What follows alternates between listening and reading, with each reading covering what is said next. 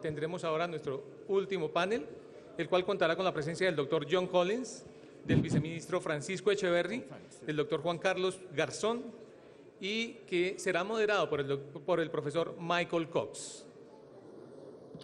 Thank you very much for the translation too. Y muchas gracias a las intérpretes también. I won't try and speak in Spanish. No voy a tratar de hablar en español. Este panel is devoted to the question está dedicado a la pregunta of the international environment with respect relativa al entorno internacional con respecto of the drug policy a la política de drogas and in relationship to Colombia. Y el papel de Colombia. Tenemos 3 panelistas. Ya se presentaron. Ya fueron presentados John Collins del London School of Economics, Francisco Echeverry, viceministro de Asuntos Multilaterales, y Juan Carlos Garzón del Centro Woodrow Wilson. Tenemos solamente 39 minutos con 49 segundos. Primero le voy a pedir a John que nos diga algunas palabras, si les parece, porque hemos venido hablando mucho sobre John, sobre su trabajo. Entonces, por favor, 5 minutos para John. No, it's not. Ese micrófono no está funcionando. Así ya. Nice and slow, John. Lentamente, John, por favor. Soy irlandés y los irlandeses tendemos a hablar muy rápido, entonces me advirtieron que debía hablar más lentamente. Quiero reiterar muchas de las saludos que se le presentaron a los organizadores. También el profesor Michael Cox habló de todos nuestros exalumnos del London School of Economics, pero no mencionó que tenemos unos profesores de talla mundial y personas como el profesor Cox. Es un verdadero privilegio trabajar con él y aprender de él.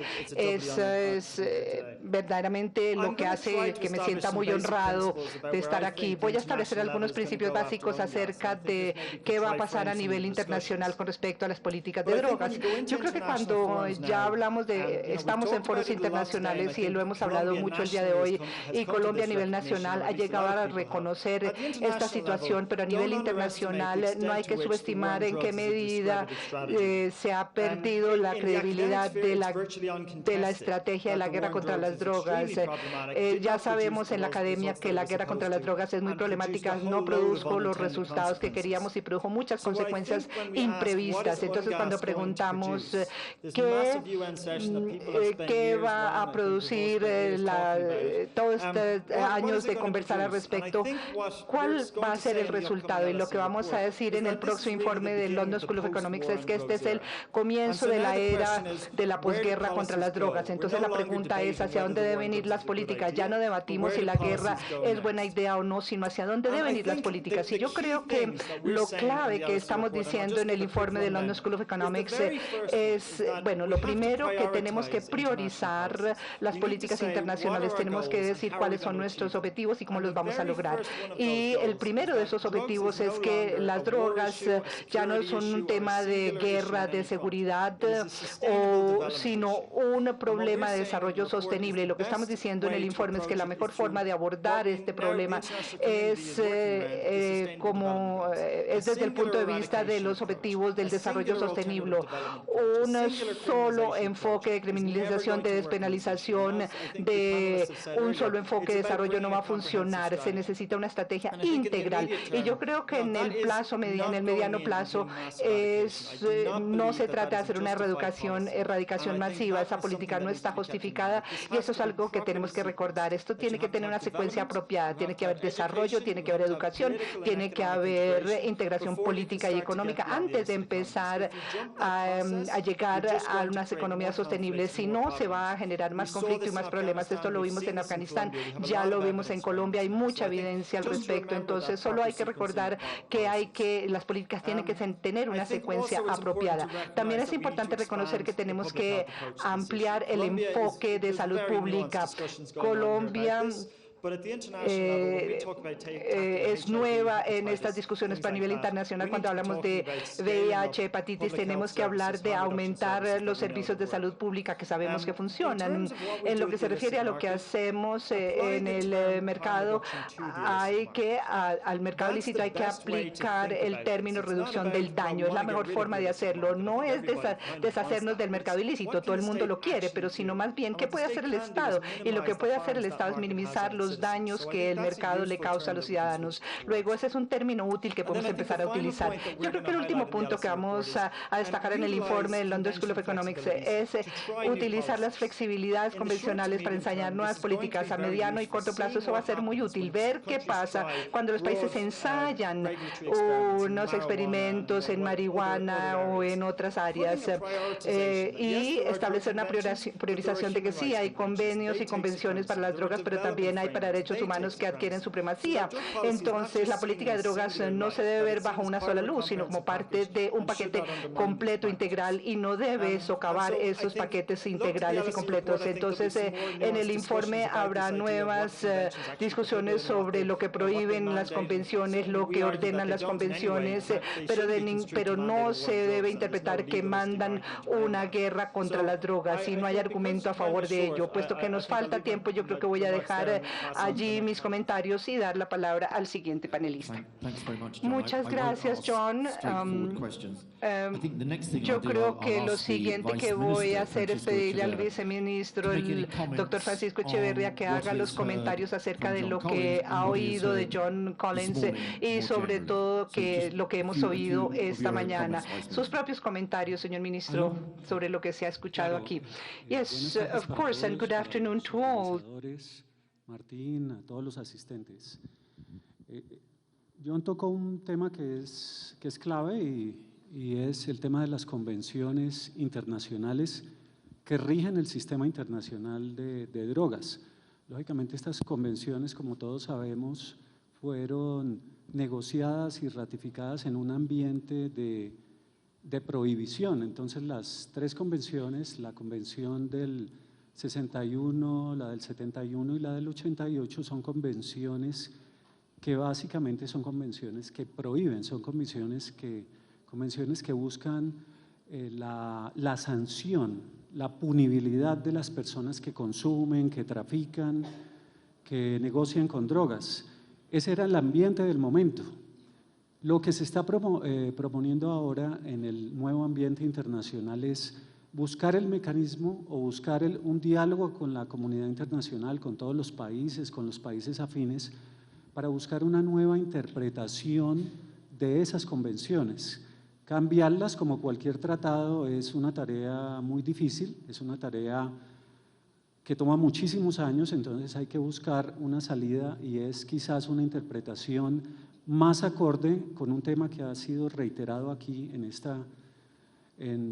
con los paneles, y es buscar una interpretación acorde con los derechos humanos, con aproximaciones de salud y de bienestar de la población. Los preámbulos de esas convenciones hablan de eso.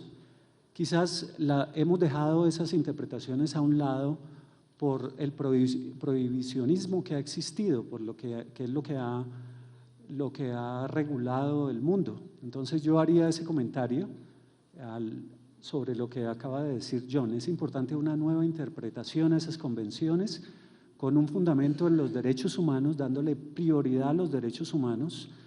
Nosotros vemos que no es posible en un ambiente que está cambiando que más de 30 países del mundo apliquen en este momento la pena de muerte por delitos relacionados con drogas, por ejemplo. Entonces, una interpretación nueva, fresca. En este tema también ha influido que durante 40 años las políticas públicas de drogas no han estado siendo llevadas a cabo por los científicos, los técnicos, la gente que conoce el tema, la gente que maneja las estadísticas, los estudiosos. Por la prohibición que ha existido, y esto también lo leí en un artículo de Foreign Affairs que salió en noviembre, diciembre del año pasado, por esa situación de prohibición. Quien ha manejado la política pública en nuestros países del exterior han sido las agencias de seguridad de grandes potencias. Y lógicamente las agencias de seguridad de grandes potencias, es su naturaleza, es prohibir y sancionar. Entonces, quizás ya es hora que el sistema internacional vaya cambiando y quien se ocupe del sistema internacional de drogas sean los técnicos, los científicos. Entonces también esa es una idea que me parece que es interesante, ¿no? Hay que recuperar el debate de drogas y sacarla de agencias de seguridad. Gracias. Thank you very much. Sí, muchas gracias. Francisco. Francisco. Ahora voy a pedirle a Juan Carlos Garzón que también nos hable de sus reacciones a los comentarios de esta mañana y más precisamente a los de John. Well, thank you very much. Y la gente que organizó este importante evento. Antes de empezar mi intervención, voy a responder a un mensaje en Twitter porque hay una observación y es que durante el día de hoy solamente han hablado hombres, muchos hombres. Y quiero decir que me consta que los organizadores tuvieron toda la intención de invitar a la canciller.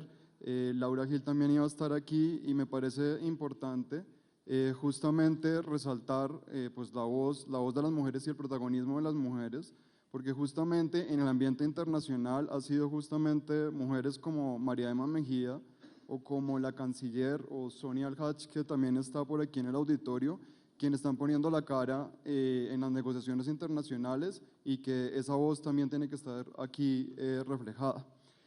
Respecto a lo que decía John y esta mañana, me parece que hay un tema clave y es que si aceptamos lo que dice John, que este es el comienzo de la guerra contra las drogas, y leemos eso a partir de la lectura leemos eso a partir de la realidad nacional y el fin del conflicto armado en Colombia, tendríamos que preguntarnos cómo aprovechar este momento en el ambiente internacional.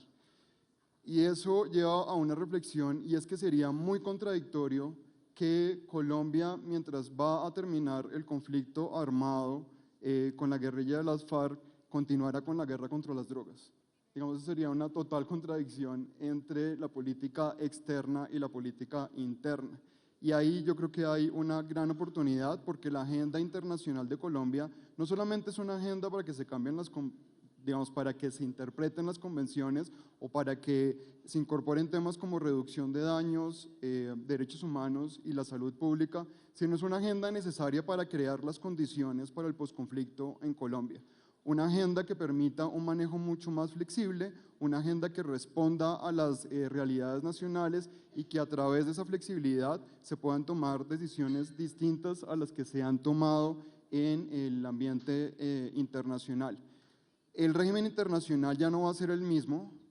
En 2016 van a haber hechos muy importantes y para no alargarme y seguir con el debate, creo que ahí que habría que hacerse una pregunta y es ¿qué pasará el próximo año cuando California, que es la octava economía a nivel mundial, pues legalice la marihuana para uso recreacional?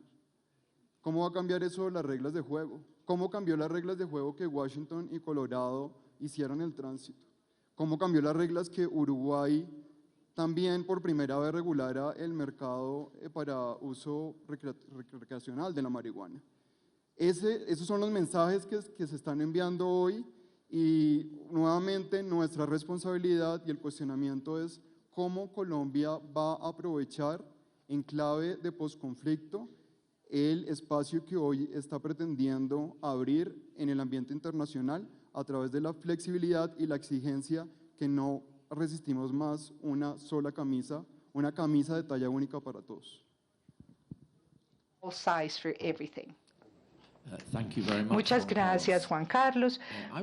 Yo quería hacer una pregunta general. Hasta ahora, cuando la gente habla acerca de la comunidad internacional, solamente menciona un país, los Estados Unidos de América.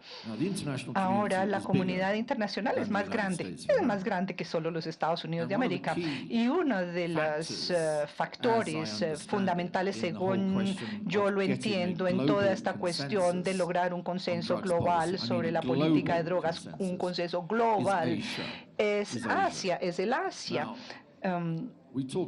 Hablamos mucho acerca del Asia, hablamos mucho acerca del surgimiento del Asia, el poder económico del Asia, hablamos mucho de la China. ¿De qué o cómo encaja el Asia en todo esto? Porque si es esa realidad que Asia se está convirtiendo en el gran poder económico del mundo y que China ha de seguir desarrollándose, aunque quizás de una manera mucho o un poco más lenta, y sabemos que ellos tienen una política diferente, una actitud diferente. Entonces, ¿cómo en esa situación generar un consenso global sobre la cuestión del régimen internacional de las drogas? Yo querría oír su opinión al respecto. Es muy importante esa pregunta sobre Asia. Por supuesto, están pasando cosas muy importantes en el concierto internacional. Y eso hay que destacarlo porque el concierto internacional es lento. Normalmente todos estos temas de drogas, derechos humanos, los tratados toman años, décadas, pero están pasando cosas importantes. Entre ellas, y ya voy al tema de Asia, está el proceso previo a UNGAS, a la Asamblea Especial de las Naciones Unidas sobre Drogas.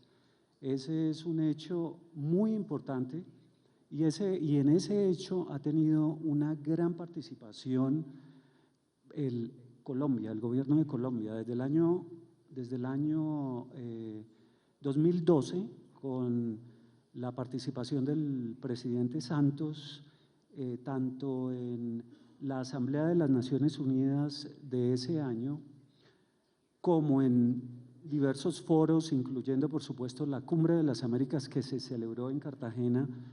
El presidente Santos, como él ya lo dijo, empezó o le planteó a toda la comunidad internacional, ¿por qué no mirar el tema de las drogas desde otro punto de vista, desde un punto de vista diferente? El enfoque de salud, soluciones inteligentes, el tema de los derechos humanos. Todos nosotros sabemos que tenemos casos de colombianos condenados a pena de muerte por temas de drogas. Ahí hay lógicamente una desproporcionalidad de la pena. No digo que no sea grave, pero es notorio que la sanción es absolutamente severa. Entonces están pasando cosas importantes y es todas estas reuniones previa a UNGAS, la Asamblea Especial de Naciones Unidas, que va a tener lugar en abril próximo, donde, como digo, es difícil mover a los países. No obstante lo anterior, vemos que hay un cambio de mentalidad en Latinoamérica. Tenemos afinidades con países como México, como Guatemala, como muchos países caribeños, Jamaica, países europeos, Holanda y otros países están de acuerdo en que hay que mirar el tema de las drogas desde otro punto de vista. Puntos de vista de derechos humanos, el punto de vista de la salud pública, el punto de vista, quitarnos ese prisma o ese vidrio con el que hemos visto el problema de las drogas y darle otro enfoque a esta situación. No solo basar las acciones en estadísticas, no es que hay que cambiar los indicadores también. No, se lograron decomisar 2.000 toneladas, se fumigaron 2.000 hectáreas, sino hay que concentrarse en el ser humano.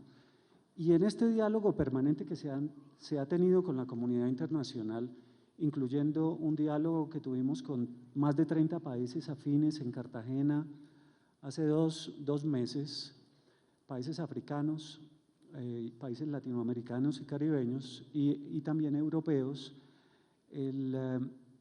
estamos concertando ciertas posiciones para la reunión de UNGAS, Las estamos coordinando también en Ginebra y lo estamos haciendo de igual manera en Viena, en la Comisión de Estupefacientes. Y ahí hemos visto que las zonas o las áreas del mundo más complejas para buscar ese cambio son o se encuentran precisamente en Asia, los países árabes.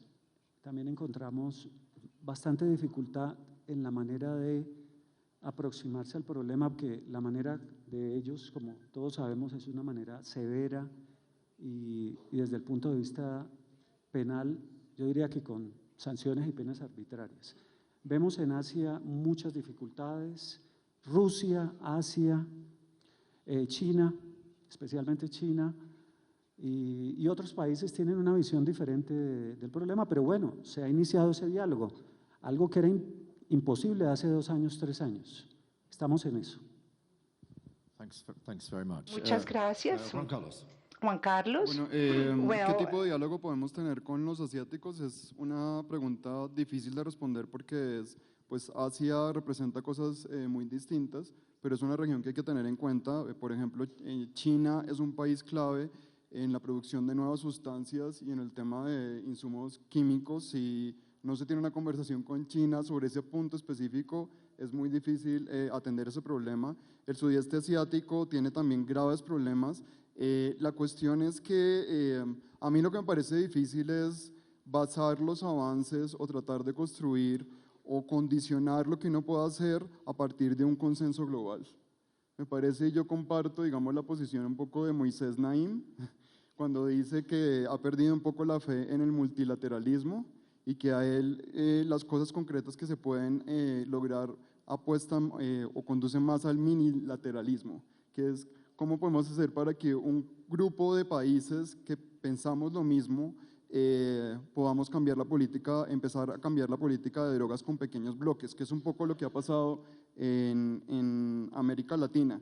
Lo que sí es que con Asia, pues Colombia tenía más una posición muy fuerte o sea, muy determinante en el foro internacional, y es que la pena de muerte no hay manera de justificar la pena de muerte bajo ninguna convención ni bajo ninguna normativa. Entonces creo que ahí hay un punto importante para recalcar, y al final del día creo que después de UNGAS, pues creo que tendremos la sensación de que el mundo está avanzando a velocidades muy diferentes y que las discusiones que tenemos hoy son discusiones muy ajenas para otras zonas del mundo donde aún creen que las medidas represivas pues son las que funcionan. Quiero aclarar algo, y es, diálogo con Asia sí tenemos. Por supuesto que el diálogo sí lo tenemos. No vamos a dejar de dialogar con Asia, con China y con todos los países asiáticos.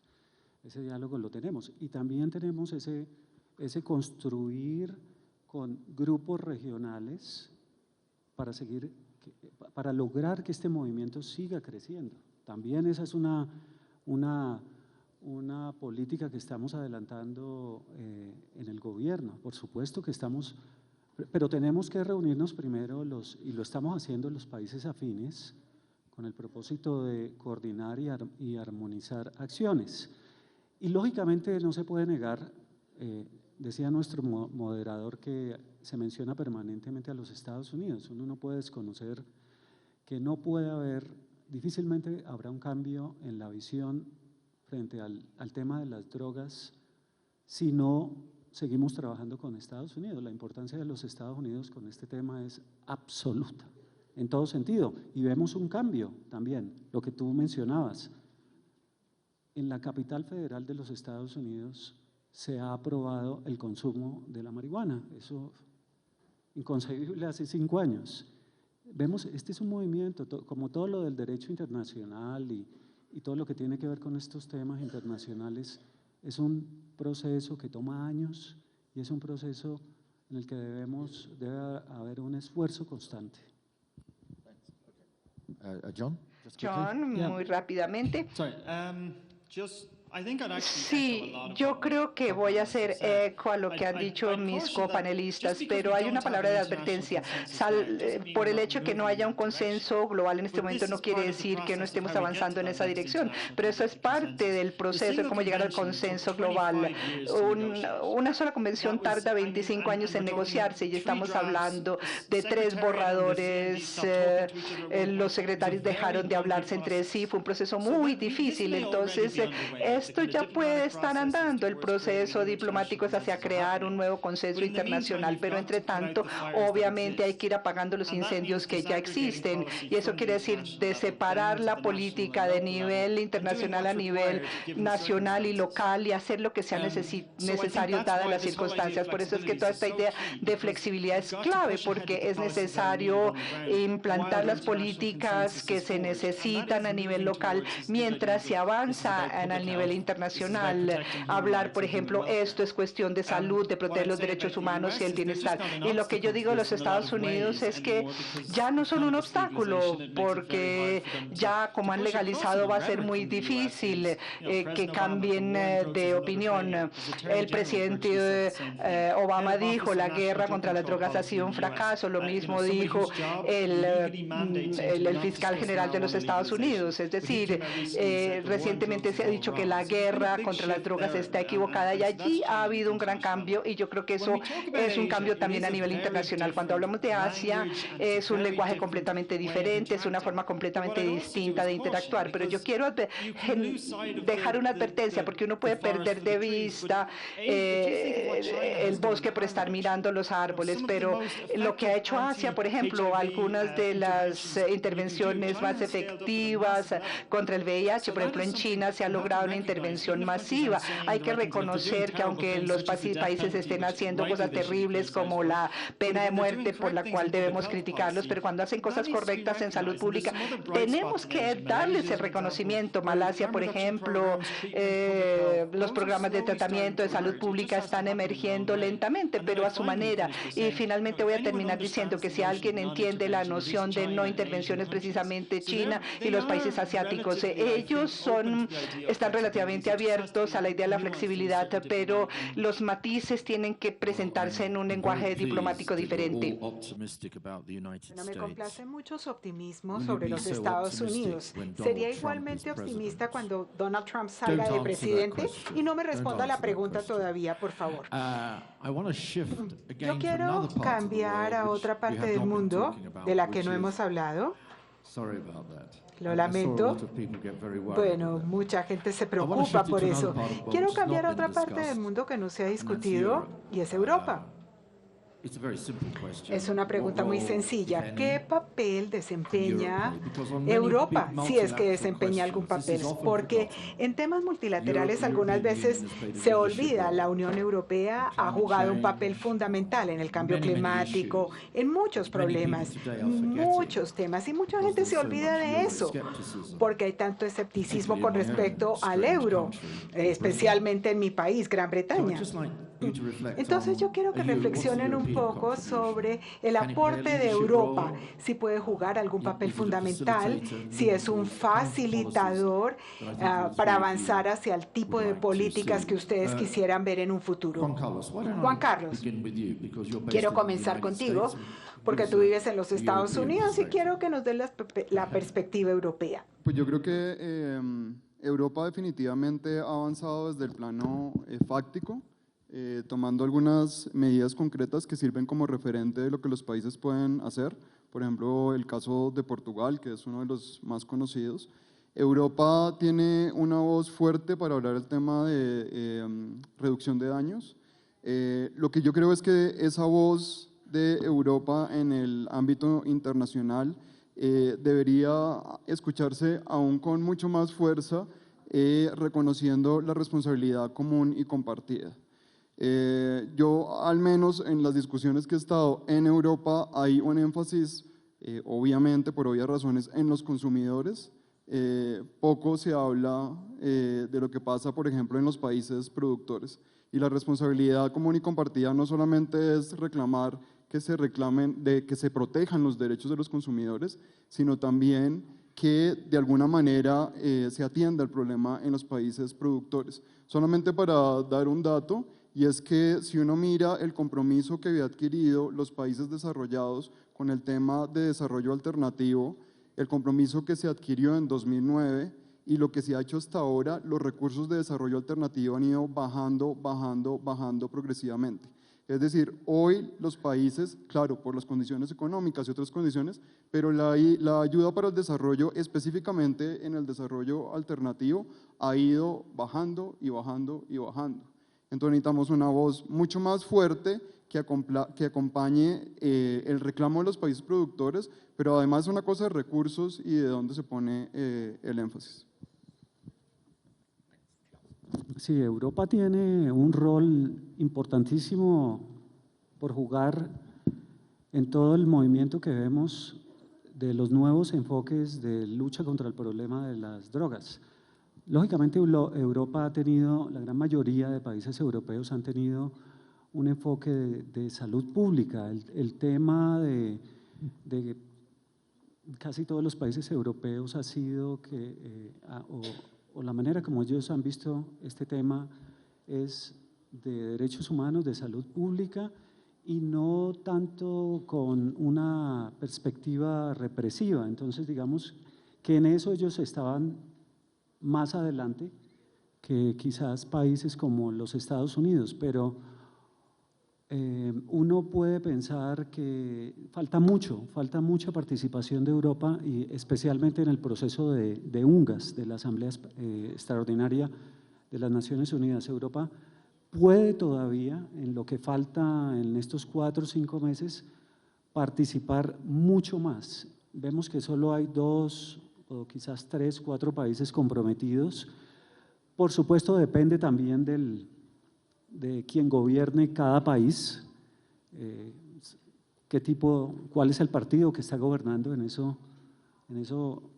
Por ejemplo, estamos viendo un cambio en Canadá. Canadá tenía una actitud inflexible frente a este tema. Con el cambio de gobierno vemos que están bajándole un poco al tema de las medidas represivas. Entonces también esperamos que en lo que falta para la Asamblea de UNGAS, Europa se involucre todavía más. Tiene una voz muy importante que será escuchada.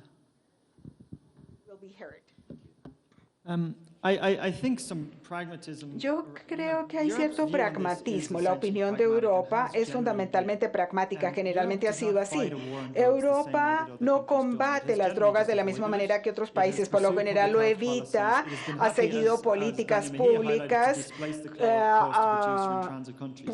y ellos dicen, bueno, nos complace que la cocaína sea tan costosa porque disminuye el consumo en nuestro país, pero también el abordaje de los derechos humanos. Esto es algo que hay que defender a nivel internacional.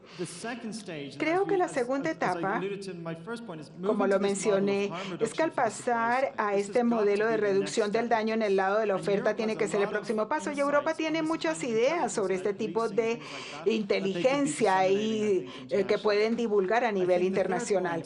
El tercer punto es que Europa necesita jugar un papel central para integrar la política de la droga en el desarrollo sostenible. Aunque están disminuyendo los fondos porque no funciona, no es una manera efectiva de tratar el problema. Cultivar piñas en un sitio donde no hay carreteras, ¿de qué sirve? Así que no se trata de desarrollo alternativo, sino de sostenible. Integrar la política de drogas en el desarrollo sostenible y la priorización. Y esto es algo donde Europa puede jugar un papel central. Y también el Reino Unido, porque ellos han sido muy fuertes en las metas de desarrollo sostenible. Muchísimas gracias. Estoy de acuerdo con usted totalmente. Voy a hacer una última pregunta para darles tiempo para reflexionar. Nos quedan como 6 o 7 minutos aún. En las relaciones internacionales, que yo llevo 40 años estudiando y todavía no las entiendo, después después de tantos años, tenemos un debate constante entre los realistas, que entienden y estudian el mundo tal y como es, y los idealistas, que quieren cambiar el mundo para que sea mejor. Uno de los temas más grandes. Si yo le preguntara a cada uno de ustedes si esto es un marco de referencia útil para pensar en el sistema internacional y en la política internacional sobre drogas, tenemos que empezar con un análisis realista, empírico de dónde estamos. Y tengo la impresión de todos ustedes de que hay que tener una visión de algo diferente. Quiero que cada uno de ustedes reflexione personalmente sobre esto. ¿Qué tanta visión tenemos que tener para poder pasar a otro nivel? Quizás, John, si puedo comenzar contigo, porque sé que tú eres un irlandés y por lo tanto tienes mucha visión. Vamos a comenzar por ahí y luego vamos a llegar a conclusiones. Bueno, John, dame una visión. Bueno, los irlandeses son una cultura muy cínica, así que no estoy seguro de que deba ser el primero en hablar, pero definitivamente lo que necesitamos ahora es hacer más. Tenemos que trabajar más. Esto es una cuestión moral. Las drogas son malas y por lo tanto debemos atacarlas. Así que a la luz del fracaso fue porque se repitió la misma política. Hay que hacer más, meter más gente a la cárcel, este tipo de respuesta. Y no hemos salido mucho de esa área. No estamos todavía muy lejos de eso. Y lo próximo entonces tiene que ser el pragmatismo. ¿Qué políticas funcionan? Replicarlas, del cuáles son los desenlaces, replicarlas nuevamente y seguir adelante. Tener esa visión de que vamos dirigidos hacia salud pública, derechos humanos y el bienestar global y el tema del desarrollo. Esa es la visión final a la que debemos apuntar para los próximos años o la próxima década. Pero entre tanto necesitamos también un pragmatismo muy fuerte. Tenemos que establecer políticas que funcionen y eliminar las que no funcionan. Estoy de acuerdo con John, se necesita pragmatismo, lo que no, una mezcla de ambas aproximaciones. Lo que no ha funcionado, descartarlo, y lo que podría funcionar y funcione, mantenerlo.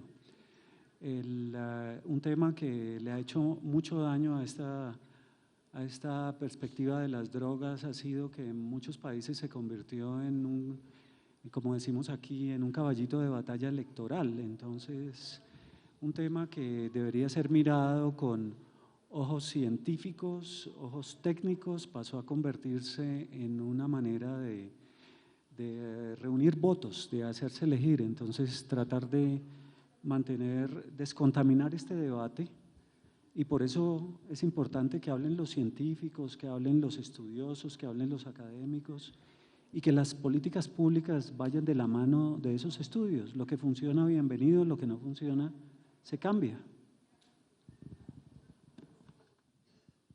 Juan Carlos, la última palabra para ti. Pues yo creo que el idealismo le ha hecho mucho daño al régimen internacional sobre las drogas, que nada más idealista que tener un mundo libre de drogas.